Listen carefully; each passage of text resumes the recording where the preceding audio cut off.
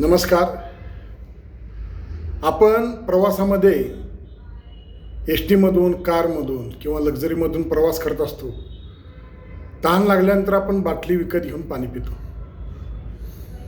पण बाटली घेऊन पाणी पिल्यानंतर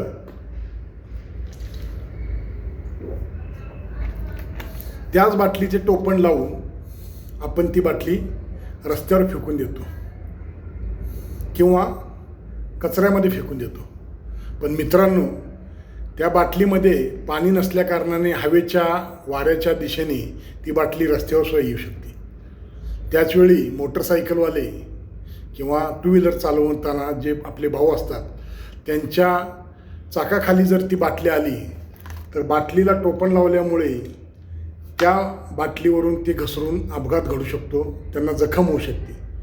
मित्रांनो, त्यासाठी पाणी पिल्यानंतर त्या बाटलीचे बुचन ते ह्या बाटलीमध्ये अशा पद्धतीने टाकून तुम्ही कचऱ्यात जरी टाकली तरी ती बाटली रस्त्यावर आली तर अपघात होणार नाही व आपला जो भाऊ टू व्हीलरवरून जाणार असतो, येणार असतो, त्याला कुठल्याही प्रकारची बाटलीमुळे दुखापत होणार नाही.